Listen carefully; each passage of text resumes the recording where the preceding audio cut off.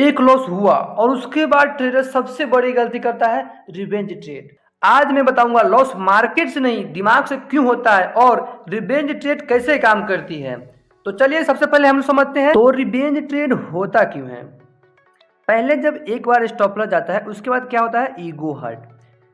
Ego hurt में क्या होता है लॉस के बाद दिमाग बोलता है कि मैं गलत नहीं हो सकता, मैं गलत मार्केट में नहीं हो सकता, मैं इतना दिन से ट्रेडिंग कर रहा हूँ, मैं ये कर रहा हूँ, मैं वो कर रहा हूँ, मैं कैसे गलत हो सकता हूँ। इसके कारण ईगो हर्ट हो जाता है। ठीक है। और दूसरा क्या है लॉस रिकवरी। मेरा एक बार लॉस हुआ, अब उसको फास्ट में हमको लॉस रिकवरी करना है, जल्दी लॉस रिकवरी करना है। ठीक है। और ट्रेड लेता हूँ और इस लॉस को रिकवरी कर लेता हूँ और मेरा प्रॉफिट हो जाएगा, मैं कॉस्ट पे आ जाऊँगा और आराम से ट्रेड करते रहेंगे।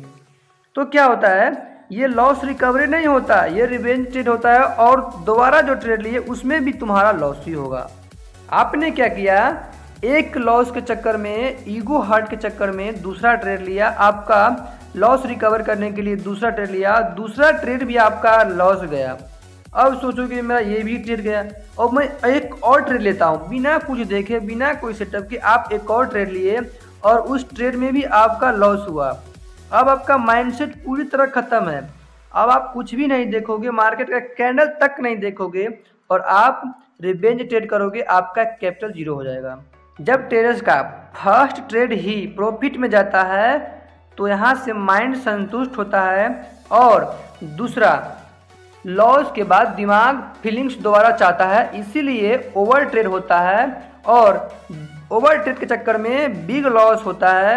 बिना कहीं सेटअप देखे, बिना कोई सोचे समझे डायरेक्ट ट्रेड ले लिए और वहाँ पे आपका कॉन्फिडेंस भी सही नहीं रहेगा कि मैं बाइंग साइड क्यों लिया, सेलिंग साइड क्यों लिया, और आपका कॉन्फिडेंस जीरो होते हुए भी, नो सेटअप होते हुए भी बिग लॉट से ट्रेड लिए और बिग लॉट के चक्कर में आपका ओवर ट्रेड हुआ। रिवेंज ट्रेड के 3 नुकसान क्या क्या होते हैं। रिवेंज ट्रेड से क्या होता है, पहली बात, पहले तो आपका कैपिटल डैमेज होता है, उसके बाद क्या होता है आपका माइंड जो है, माइंड डिस्ट्रॉयड होता है, और तीसरा आपका डिसिप्लिन ब्रेक होता है।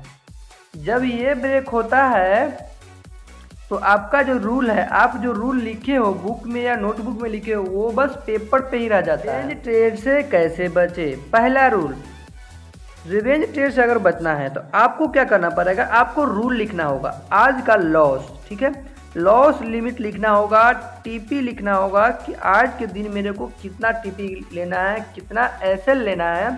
ठीक है। उसके बाद दूसरा में आता है एसएल। एक एसएल ब्रेक हुआ आपका, उसके बाद आप 15 से 20 मिनट मार्केट से दूर रहिए, चार्ट बंद करिए, पानी पीने जाइए या थोड़ा ब्रेक लीजिए। ब्रेक के बाद दोबारा आइए, आपका एसएल से थोड़ा माइंड डिस्ट्रैक्ट जो हुआ होगा उससे आप बच जाइएगा। उसके बाद क्या हुआ, रिवेंज ट्रेड से तीसरा है नॉर्मल लॉस। जब लॉस होता है आप लॉस को नॉर्मल मानो, हर ट्रेडर लॉस करते हैं, लॉस प्रॉफिट ये पार्ट ऑफ गेम है। आज लॉस हुआ है, कल प्रॉफिट होगा, ये नॉर्मल है। चौथा है जर्नल लिखो, लॉस हुआ, मेरा एसएल गया, क्यों हुआ लॉस, टीपी आया, टीपी क्यों मिला, मैं क्या सही किया था, सेटअप है या नहीं, मैं बिना सेटअप के ट्रेड किया, इमोशन क्या था, ये सब कंट्रोल मैंने क्या किया, मेरे पास पैसे था कि नहीं, ये सब नोट डाउन करो। अगर आप भी रिवेंज ट्रेड में फंसे हैं तो कमेंट में लिखो कंट्रोल और लाइक करो द स्कैल्पर किंग चैनल को अगर रियल लगा हो तो, और सब्सक्राइब करो अगर फेक नहीं, ये सच बात हुआ। लॉस के बाद ट्रेड नहीं, कंट्रोल चाहिए। लॉस के बाद जब एसएल जाता है उसके बाद आप रिवेंज ट्रेड मत करो, कंट्रोल करो अपने आप को, कुछ देर चार्ट पर से उठ जाओ, रेस्ट लो, ब्रेक लो कुछ देर, उसके बाद दोबारा ट्रेड करो। आपका 60 to 70% चांस रहेगा आप वहाँ से विन करोगे। और लगातार आप बैठे रहे एसएल पे एसएल देते जा रहे हो, आपका कैपिटल उसी दिन वाइप आउट हो जाएगा। और मार्केट आपका दुश्मन नहीं है, आप सोचोगे कि मार्केट मेरा दुश्मन है, मार्केट किसी का दुश्मन नहीं है, दुश्मन तुम्हारा दिमाग है। तो उसको कंट्रोल करो, आप सीखो, लर्निंग करो।